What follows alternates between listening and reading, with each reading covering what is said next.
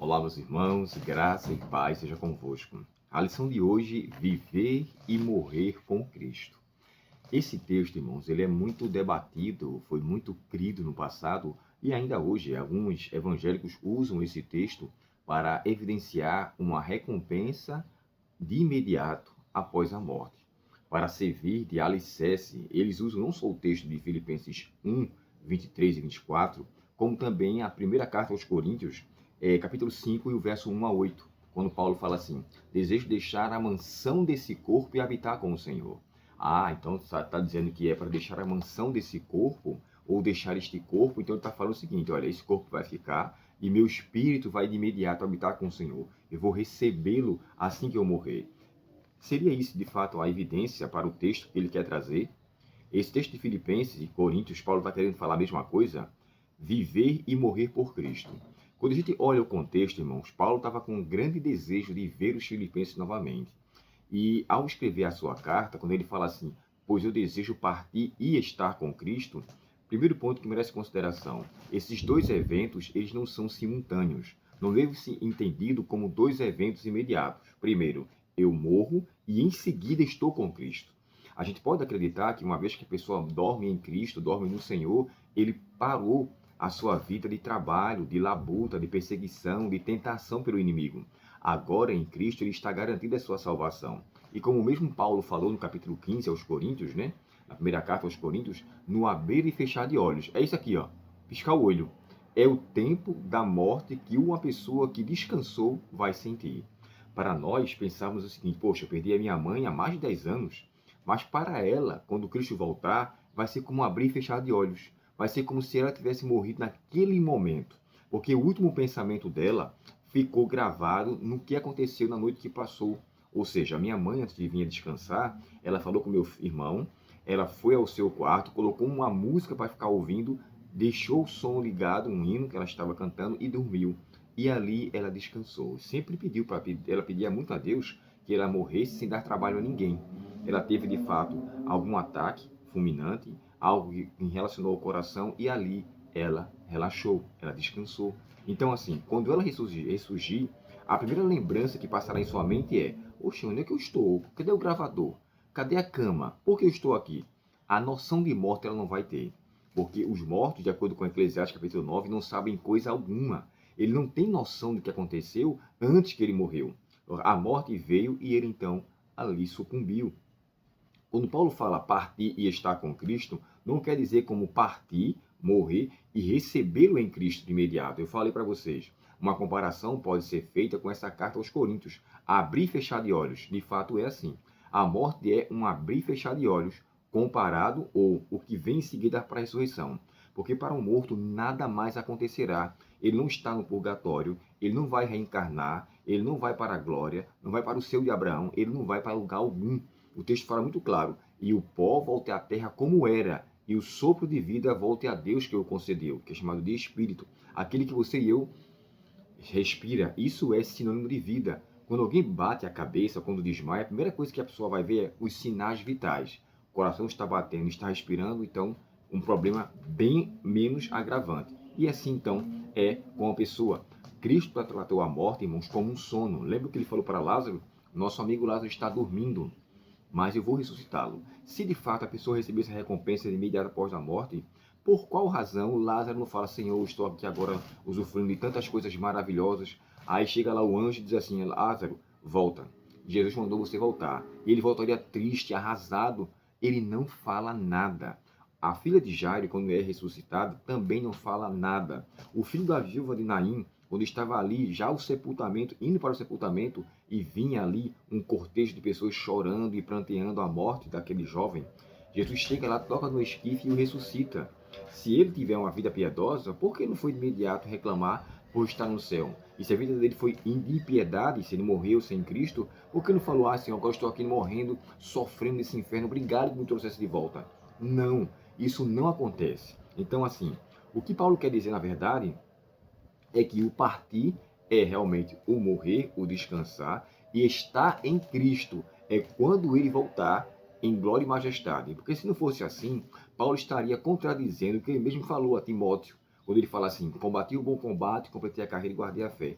Agora a coroa da justiça me está reservada, a qual o seu reto juiz me dará, não somente a mim, mas todos quanto amam a sua vinda. Então, ele receberá a coroa de glória quando Cristo vier em sua vinda, e não quando ele morre. A recompensa não acontece quando morre.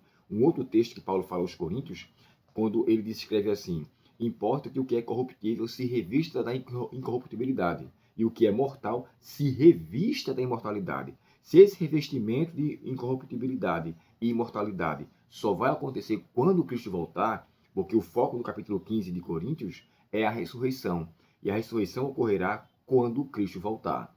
Não haverá nada antes que Cristo volte, quando a pessoa descansa no sono da morte. Então aqui nós entendemos que o partir é um momento de descanso e o estar com Cristo quando ele voltar. Isso também se assemelha ao texto de João, capítulo 5, e o verso 28 e 29. E eis que vocês ouvirão a voz do Filho de Deus, e os que praticarem o bem ressuscitarão para a vida, e os que tiverem feito o mal para a ressurreição da condenação. Mas deixa eu ler o texto para vocês, para ficar claro.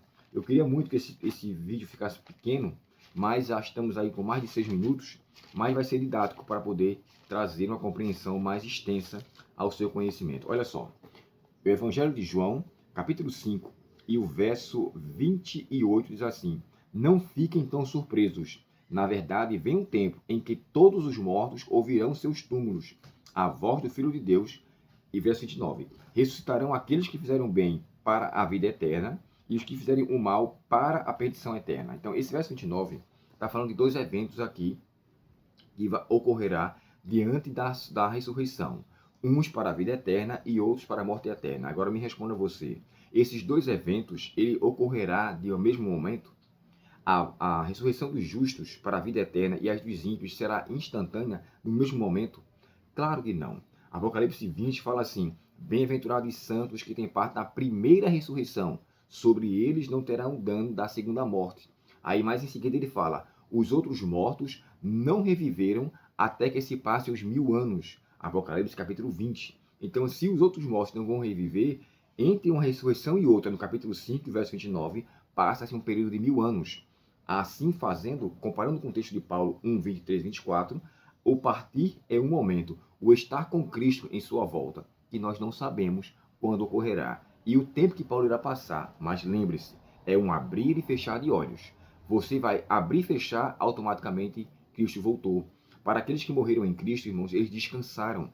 A próxima vez que abriu seus olhos, ele verá Cristo em glória e majestade, o levando, ressuscitando, se for uma morte em Cristo. Se não, também verão Cristo em seu segundo retorno, melhor dizendo, seu terceiro retorno, para punir os ímpios. Ali sim, a ressurreição será uma ocasião onde Satanás então instigará o mal com relação a todos os ímpios. Eles irão guerrear contra a cidade santa, o tentarão, virá fogo do céu e consumirá a todos. E aqui então conclui o estudo dizendo o seguinte: Paulo desejava partir no sentido de que, se eu morrer agora, eu estou garantido. O viver para mim é Cristo e o morrer é lucro. Porque se eu morrer na minha condição que estou agora, eu estou selado com Cristo. Mas por que Paulo fala, me é melhor estar vivo por causa de vocês? Paulo dizia o seguinte: se eu morrer, vai ser benefício para mim. Posso também ser uma boa testemunha para vós, que poderiam ver o meu sofrimento e saber que eu sofri por uma causa real. Porém, se eu estiver vivo, eu posso falar para vocês, orientar vocês. A morte de Paulo, aqui nesse aspecto, seria benefício somente para ele, mas a vida dele até então, a concepção que ele chega, é que seria de utilidade para os filipenses. Logo, todos teriam a bênção de ter o acompanhamento de Paulo através de suas cartas. Se eu morro, eu trago benefício para mim mesmo, e eu posso trazer testemunho para os outros. Porém, se eu estiver vivo, é melhor por causa de vós. Aí é o que ele fala na carta. Mas, se for para viver assim, que seja por amor de vós, ou seja, por causa de vocês. Filipenses 1, verso 24. Em suma, dois eventos ocorrerá: partir e descansar em Cristo. Estar nele quando ele voltar em glória e majestade. Não eventos simultâneos. Deus não é a favor, ou a Bíblia não faz nenhuma corroboração que a pessoa receba uma recompensa de imediato. Como eu falei para vocês, citando o exemplo de Lázaro, da filha da viúva de Naim, o filho da viúva de Naim, a filha de Jairo, que morreram e passaram um certo tempo. E ninguém traz relatório de nada do que aconteceu quando eles morreram. Logo, nós entendemos que os eventos ocorrerão quando Cristo voltar Os que morreram em Cristo ressuscitarão primeiro, depois os vivos serão transformados e juntamente, de acordo com Tessalonicenses capítulo 4 e o verso 17 a 18, estarão para sempre com o Senhor. Esse texto de Tessalonicenses, ele descarta o arrebatamento secreto, ele descarta a recompensa imediata após a morte e ele enfatiza a vinda de Cristo, onde os vivos e mortos ressurgirão, os vivos e mortos se unirão e entrarão com Cristo na Canaã celestial. Nenhuma pessoa vai para o céu quando morre, nenhuma pessoa será arrebatada antes que Cristo volte. O arrebatamento só ocorrerá quando Cristo voltar. E aí os grupos se unirão e com Cristo estarão para todo sempre. Que Deus, portanto, nos abençoe. Espero que esse vídeo tenha sido didático para você. E se tiver alguma dificuldade, coloque aqui. Irmão Abel, eu queria que o senhor me explicasse melhor sobre isso. Eu vou ter o maior prazer em ouvir a sua mensagem e responder para você, tá bom? Deus abençoe, irmãos. Tenham um ótimo dia. Que Ele fortaleça a fé. E vamos orar agora em nome de Jesus. Obrigado, querido Pai, porque a Tua palavra é viva e eficaz. Ela é a espada para nos usarmos ofensivamente e ela é escudo para usarmos para nos proteger, como está em Provérbios 30, verso 5. Que nós possamos fazer da Tua palavra, ó Deus, lâmpada para os pés e luz para o nosso caminho. Dá-nos a Tua bênção e obrigado pela esperança da ressurreição em Tua volta, onde todos receberemos o galardão eterno, em nome de Jesus. Amém. Forte abraço, Deus te abençoe. Até o próximo estudo, se Deus quiser. E se o vídeo for bom para você, curta. Assim que você assistir, curta. Para você não vai custar nada, mas para mim vai ser benéfico, porque o YouTube vai entender que esse vídeo ele tem uma certa importância e ele então colocará para outras pessoas. Tá ok? Deus abençoe vocês. Nos auxilie aí. Curta, comente e compartilhe o vídeo em nome de Jesus. Tá bom? Forte abraço. Até o próximo estudo, se Deus quiser. Até logo.